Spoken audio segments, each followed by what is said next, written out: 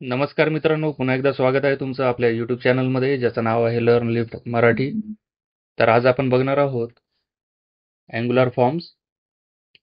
आणि जसं की तुम्हाला माहीतच आहे, फॉर्म्स जे असतात युजर्सकडनं इनपुट घेण्यासाठी आपण उपयोगात आणतो आणि युजर्सकडनं जो इनपुट आपण घेतलेला आहे त्या इनपुटला आपण प्रोसेस करून बॅकएंडला आपण सेंड करत असतो.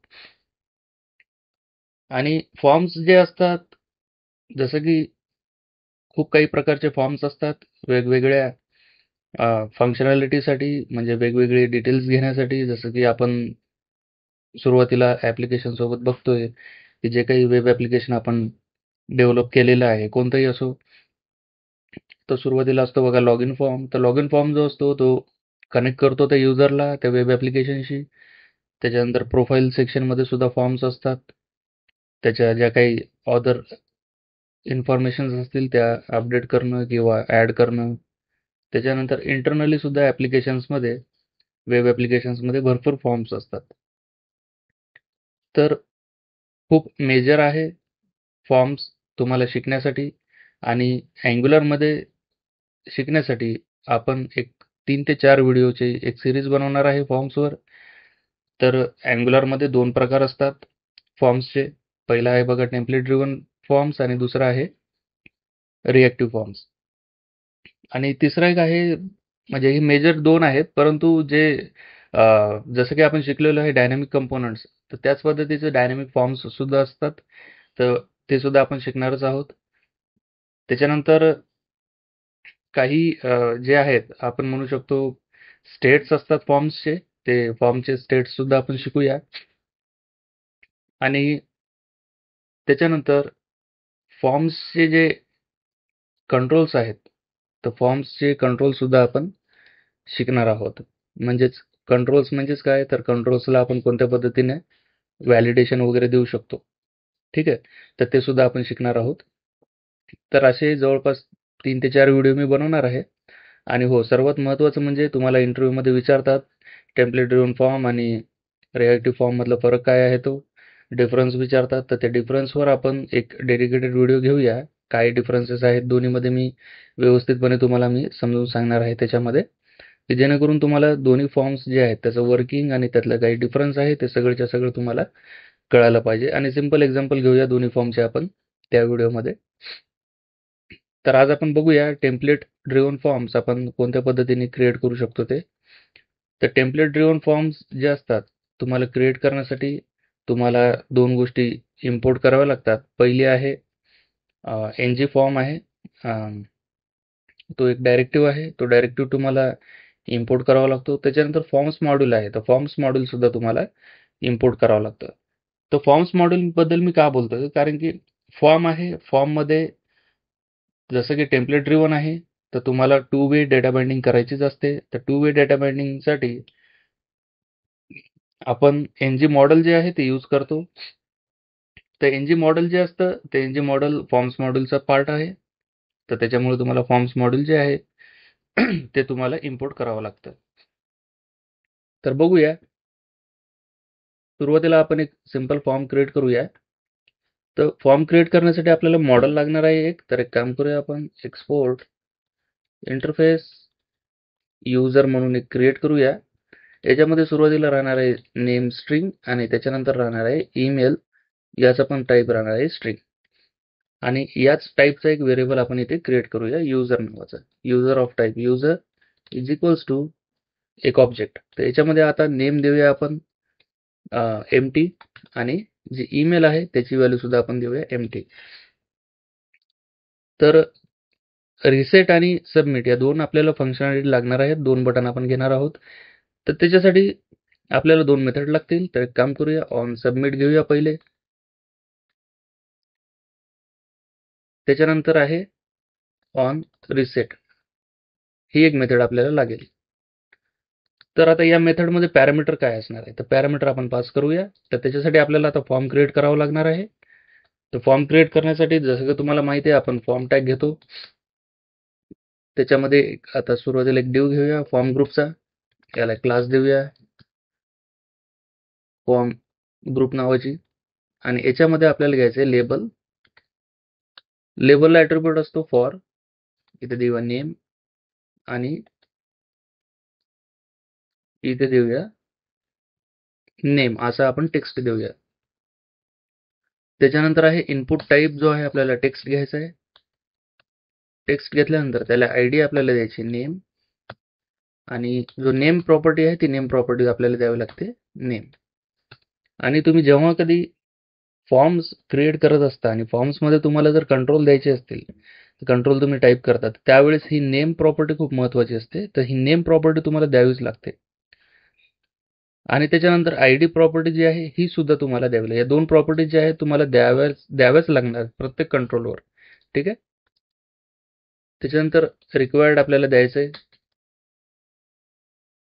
तर ही फील्ड जी आहे, ही फील्ड आपल्याला रिक्वायर्ड करायची आहे. आणि आपल्याला आता एनजी मॉडेल जे आहे, बनाना इन द बॉक्स, ठीक आहे, आपल्याला इथे द्यायचं आहे. तर एनजी मॉडेलमध्ये आपल्याकडे एक व्हेरिएबल आहे युजर नावाचा, युजर डॉट नेम. ठीक आहे. तर अशा पद्धतीने आपण हा कंट्रोल क्रिएट करूया. तर सेम आहे अशा पद्धतीचं तुम्हाला आणखी एक कंट्रोल क्रिएट करायचा आहे ईमेलसाठी. ठीक आहे.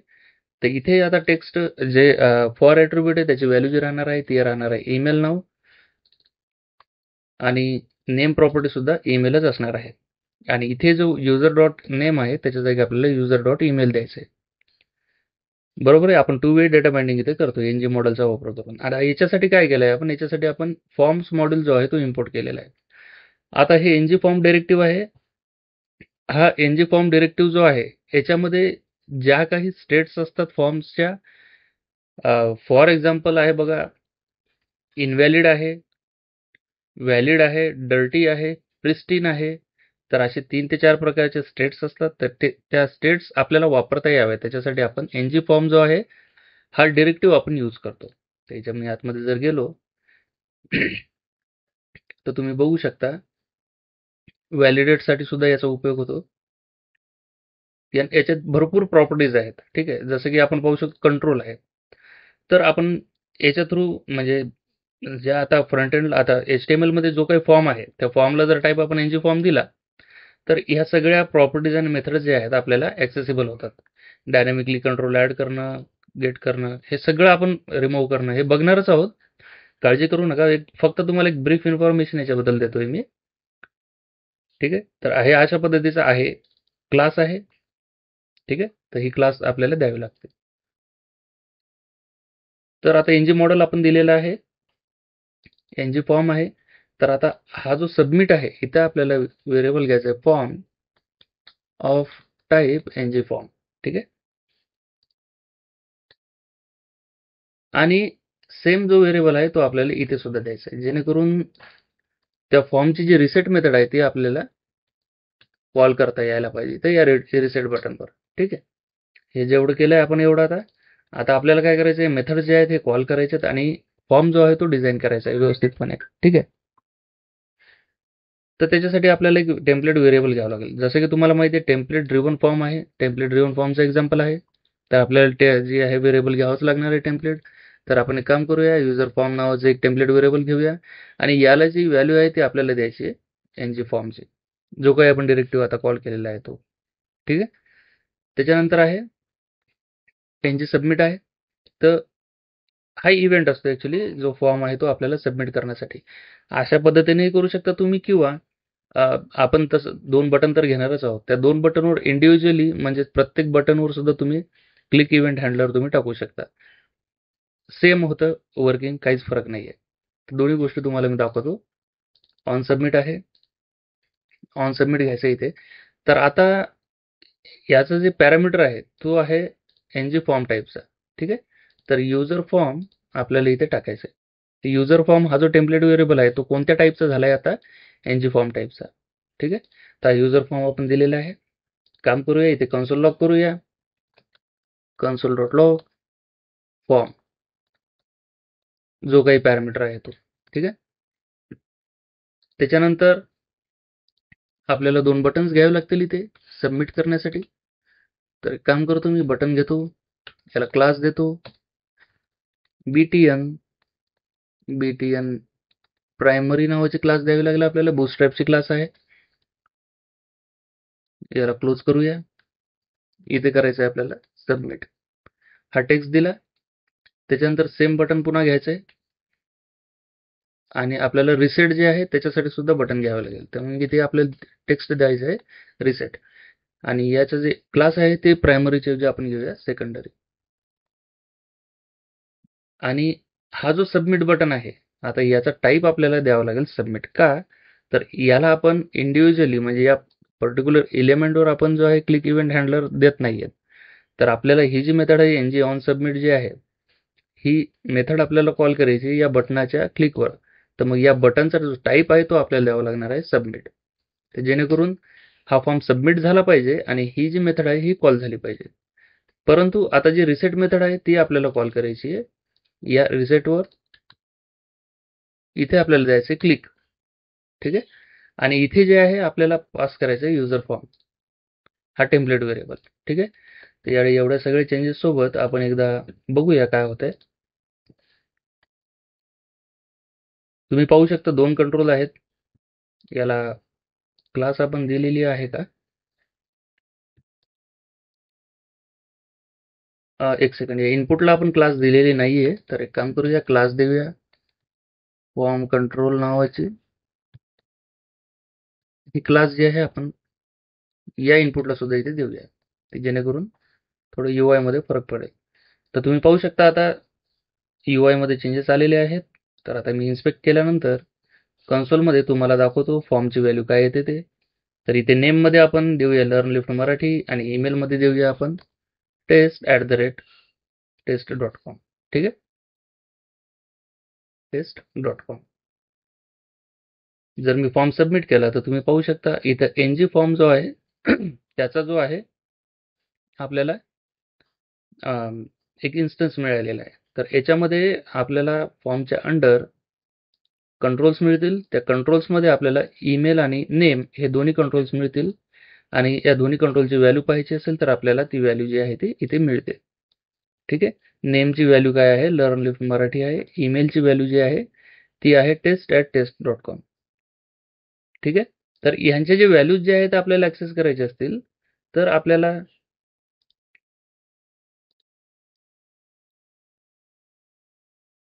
इथे घ्यायचं NG फॉर्म आणि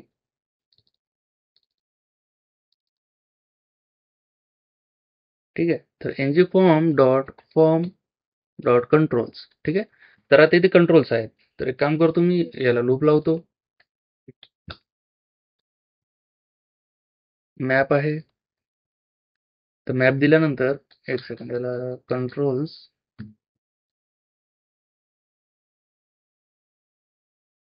बरोबर, याला कीने आपल्याला आयडेंटिफाय करावं लागेल.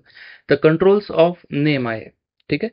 तर ही जी नेम आहे, जसं की मी तुम्हाला सांगितलंय, हे नेम ॲट्रिब्यूट तुम्हाला द्यावंच लागतं. तर या नेम ॲट्रिब्यूटनेच जे आहे आपण व्हॅल्यू जे आहे बॅकएंडला ॲक्सेस करू शकतो किंवा टाइपस्क्रिप्ट फाईलमध्ये ॲक्सेस करू शकतो. तर याची जी व्हॅल्यू आहे ती व्हॅल्यू आपण इथे प्रिंट करूया अशा पद्धतीने दोन्हीच्या व्हॅल्यू.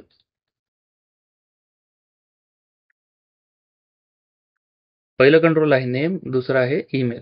ठीक आहे. तर अशा पद्धतीने कंट्रोल्स ऑफ जी की आहे त्या कीने आपण व्हॅल्यू जी आहे ती व्हॅल्यू आपण ऍक्सेस करू शकतो. इथे काय एरर येते,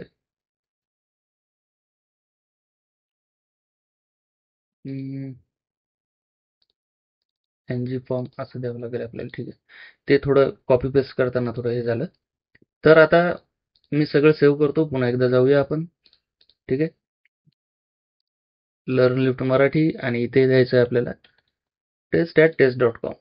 सबमिट केल्यानंतर तुम्ही पाहू शकता लर्न लिफ्ट मराठी आणि test@test.com जे आहे आपल्याला या दोन्हीच्या व्हॅल्यू मिळालेल्या आहेत. आता मी रिसेट करतो. रिसेट केल्यानंतर तुम्ही बघू शकता दोन्हीच्या व्हॅल्यू जे आहेत ते नल झालेले आहेत. ठीक आहे. आता हा सबमिट फॉर्म आहे. तर जेणेकरून जसं आपण आता हे NG फॉर्म डिरेक्टिव्ह यूज करतो इथे, तर NG फॉर्म डिरेक्टिव्ह यूज केल्यानंतर आपल्याला जसं मी तुम्हाला सांगितलं होतं काही स्टेट्स असतात फॉर्म्सच्या, ते आपल्याला मिळालेले आहेत. तर आपण बघूया आता स्टेट्स. या बटनला आपल्याला डिसेबल्ड करायचं आहे. हे आहे ॲट्रिब्यूट बाइंडिंग. तुम्हाला माहिती नसेल ॲट्रिब्यूट बाइंडिंग तर आपला व्हिडिओ आहे ॲट्रिब्यूट बाइंडिंगचा, तुम्ही तिथे जाऊन पाहू शकता. तर इथे काय करायचं आहे आपल्याला, आता हा व्हेरिएबल आहे फॉर्मचा युजर फॉर्म डॉट जर मी केलं ठीक आहे. तर इनव्हॅलिड, व्हॅलिड, प्रिस्टीन अशा पद्धतीचे जे स्टेट्स आहेत ते स्टेट्स आपल्याला मिळतात. गेट कंट्रोल सुद्धा करू शकतो आपण. जर आपल्याला एखाद्या, आता ते व्हॅलिडेशनच्या पार्टमध्ये आपण बघणारच आहोत, पण सुरुवातीला आपण एक काम करूया, फॉर्म डॉट इनव्हॅलिड घेऊया. ठीक आहे. तर तुम्ही पाहू शकता आता फॉर्म डॉट इनव्हॅलिड केल्यानंतर हा जो बटन आहे, या बटनला आता डिसेबल्ड जी आहे स्टेट किंवा ॲट्रिब्यूट जो आहे तो अप्लाय झालेला आहे. ठीक आहे. तर अँग्युलरने काय केलेलं आहे, आता सध्या हा जो फॉर्म आहे, हा फॉर्म व्हॅलिड नाही आहे. जर तुम्ही फॉर्मची स्टेट जरी पाहिली तर एनजी इनव्हॅलिड क्लास आहे याला. ठीक आहे. एनजी इनव्हॅलिड क्लास आहे याला, तर इथं पाहू शकता तुम्ही. त्याच्यानंतर एनजी अनटच्ड आहे आणि एनजी प्रिस्टीन. तर याच्याबद्दल आपण शिकूच या, काही तुम्ही काळजी करू नका, सगळं शिकवणार आहे मी. तर सध्यापुरतं फक्त हे डिसेबल आपण कोणत्या पद्धतीने केलं ते तुम्ही पाहू शकता. तर आता जसं मी या लर्न लिफ्ट मराठीमध्ये काहीतरी टाईप करेल तरी हा डिसेबल्डमध्येच आहे, कारण की आता सुद्धा हा फॉर्म जो आहे एनजी इनव्हॅलिडच आहे, परंतु आता एनजी टच्ड आहे आणि एनजी डर्टी आहे. ठीक आहे. त्याच्यानंतर टेस्ट.com जर मी केलं तर तुम्ही पाहू शकता एनजी व्हॅलिड क्लास जी आहे आता सध्या अप्लाय झालेली आहे. ठीक आहे. तर हा जो बटन आहे, हा बटन आपल्याला एनेबल झालेला आहे. तर अशा पद्धतीने तुम्ही जो आहे हे फॉर्मचे ज्या वेगवेगळ्या स्टेट्स आहेत त्या स्टेट्सचा सुद्धा वापर तुम्ही करू शकता. तर सगळे शिकणार आहोत आपण, काळजी करू नका. हे फक्त एक कसं एक थोडक्यात मी तुम्हाला सांगितलेले आहेत 1-2 स्टेट्स. बाकीचे सगळे स्टेट्स आपण घेणारच आहोत. आणि व्हॅलिडेशन सुद्धा त्याच्यामध्ये आपण कंबाईन करूया. तर अशा पद्धतीने हा सिंपल फॉर्म आहे. तुम्ही बघू शकता टेम्पलेट व्हेरिएबल आहे. टेम्पलेट व्हेरिएबलचाच आपण जिकडे तिकडे यूज केलेला आहे. त्याच्यानंतर एनजी फॉर्म जो आहे हा डिरेक्टिव्ह आपण कॉल केलेला आहे, इम्पोर्ट केलेला आहे. आणि हा जो फॉर्म आहे या फॉर्मला आपण टाईप दिलेला आहे एनजी फॉर्म डिरेक्टिव्हचा. आणि इथे पॅरामीटरमध्ये सुद्धा त्याचा टाईप आहे एनजी फॉर्म. आणि व्हॅल्यू ॲक्सेस करण्यासाठी आपण कीने, जी काही की आहे, आता ही की कोणती आहे, ही की आहे व्हॅल्यू ऑफ नेम ॲट्रिब्यूट. ठीक आहे. नेम ॲट्रिब्यूटचं जे काही व्हॅल्यू असणार आहे त्या व्हॅल्यूने आपण ती की जी आहे आपण ॲक्सेस करू शकतो. ती पर्टिक्युलर व्हॅल्यू जी आहे ॲज अ की आपण या कंट्रोल्सला देऊ शकतो आणि आयडेंटिफाय करून त्याची जी व्हॅल्यू आहे ती आपण व्हॅल्यू घेऊ शकतो. आणि रिसेट मेथड आहे. फॉर्मला सरळ रिसेट आपण कॉल करू शकतो त्याच्यावर. रिसेटला जेव्हा मी क्लिक करतो तेव्हा. ठीक आहे. तर अशा पद्धतीने आहे. जेव्हा तुम्ही रिसेट करसाल तेव्हा सुद्धा फॉर्म सबमिट होतो आणि इथे जे व्हॅल्यूज आहेत ते व्हॅल्यूज आपल्याला नल दिसलेले आहेत. तर मी आशा करतो तुम्हाला हा व्हिडिओ खूप चांगल्या पद्धतीने समजला असेल. टेम्पलेट ड्रिव्हन फॉर्म आहे, एनजी मॉडेल आहे, फॉर्म्स मॉड्यूल आहे आणि एनजी फॉर्म नावाचा डिरेक्टिव्ह सुद्धा आहे, जो आणि एनजी सबमिट नावाचा सुद्धा एक आपण डिरेक्टिव्ह यूज केलेला आहे.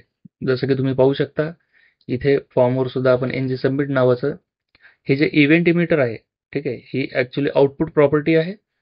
तर हे इव्हेंट इमिटर जे आहे एनजी फॉर्म मधलं हे आपण इथे यूज केलेलं आहे. तर मी आशा करतो तुम्हाला हा व्हिडिओ चांगल्या पद्धतीने आवडला असेल तर लाईक करा, शेअर करा तुमच्या मित्रांसोबत. आणि तुम्हाला पूर्ण जी 4 ते 5 व्हिडिओची सीरीज आहे ती व्यवस्थितपणे पाहावी लागेल.